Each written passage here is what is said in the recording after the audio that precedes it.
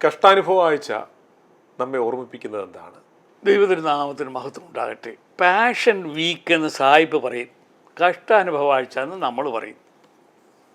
വാസ്തവത്തിൽ പെസഹ വ്യാഴാഴ്ച കഴിഞ്ഞാൽ പിന്നെ നമ്മൾ ദുഃഖവെള്ളിയാഴ്ചയെക്കുറിച്ചാണ് ചിന്തിക്കുന്നത്.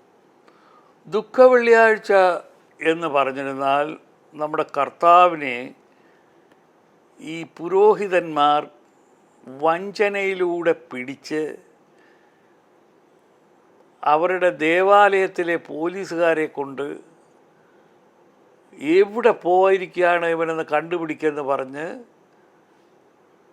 യൂദായുടെ സഹായത്തോടു കൂടി അവർക്ക് മനസ്സിലായി യേശു തമ്പുരാൻ പോയിരിക്കുന്നത് ഗെത്സമന തോട്ടത്തിലാണ്. അതൊരു വലിയ തോട്ടമാണ്. ഇപ്പോഴതെല്ലാം മതിലെല്ലാം കെട്ടി തിരിച്ചിട്ടുണ്ട്. ഞാൻ 2 പ്രാവശ്യം അവിടെ പോയതാണ്.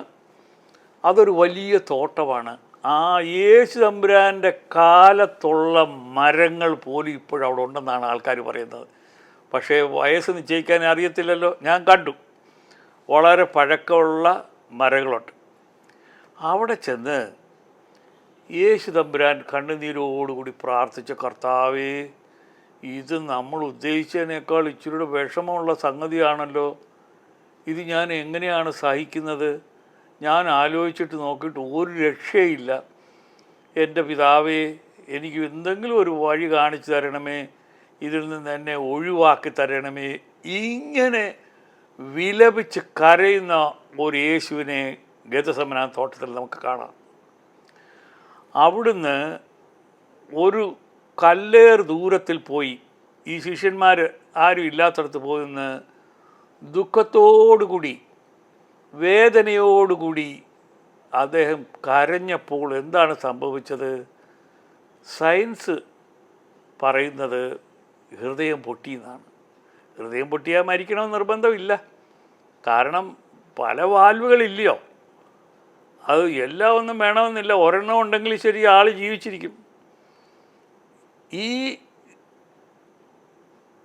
ഒരു വസ്തുത വെളിവായത് എങ്ങനെയാണ്? അവൻ്റെ വിയർപ്പ് രക്തനിറമായിരുന്നു. മനുഷ്യൻ വിയർക്കുമ്പോൾ രക്തനിറമാണെങ്കിൽ അതിൻ്റെ അർത്ഥം ഹാർട്ട് മിസ്ഫങ്ഷൻ എന്നാണ്. ഇങ്ങനെ ഇരുന്ന കർത്താവ് പ്രാർത്ഥിച്ചു. പക്ഷേ സ്വർഗസ്ഥനായ പിതാവ് മകനെ കൈവിട്ട് കളഞ്ഞു. പിതാവ് പുത്രനെ കൈവിട്ട് കളഞ്ഞു. എന്നാൽ നിങ്ങൾ അതിലും വിശേഷപ്പെട്ടവരാണെന്നുള്ളതിൻ്റെ ഒരു തെളിവ് പറയാനാണ് ഞാൻ ഈ സംഭവം പറഞ്ഞത്. എന്തിനാണെന്നറിയാമോ? ഞാൻ നിങ്ങളെ ഉപേക്ഷിക്കുകയുമില്ല, കൈവിടുകയുമില്ല. യഹോവയായ ദൈവം നമ്മളോട് പറഞ്ഞതാണ്, ഞാൻ നിന്നെ ഉപേക്ഷിക്കുകയുമില്ല, കൈവിടുകയില്ല. I will not leave you, I will not forget you. ഈ പറഞ്ഞത് നമ്മളെ സംബന്ധിച്ച് കറക്റ്റാണ്. പക്ഷേ യേശുവിനെ സംബന്ധിച്ച് കൈവിട്ട് കളഞ്ഞു. ഈ യേശുവിനെ അവർ കൈയേറ്റു. ഈ വിഷയം നിങ്ങൾക്ക് കൂടുതൽ അറിയാവുന്നത് കൊണ്ടും ദുഃഖവെള്ളിയാഴ്ച കഷ്ടാനുഭവ ആഴ്ച എന്ന് പറയുന്നത് ഇത് തന്നെയാണ് പറയുന്നത് കൊണ്ടും ഞാൻ കൂടുതൽ വിവരിക്കുന്നില്ല. കാരണം നിങ്ങൾക്കെല്ലാം അറിയാവുന്ന കാര്യം തന്നെയാണ് എനിക്കും പറയാനുള്ളത്. പക്ഷേ പ്രധാനപ്പെട്ട ഒറ്റ കാര്യം പറഞ്ഞ് ഞാൻ നിർത്താം. കർത്താവ് ഒരുപാട് കഷ്ടത അനുഭവിച്ചു.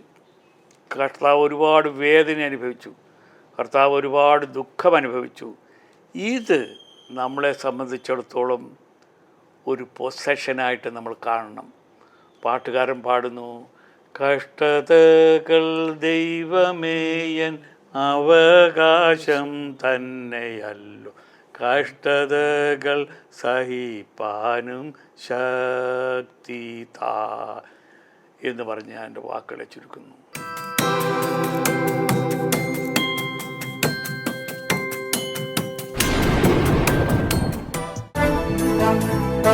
i2i News, an eye for truth.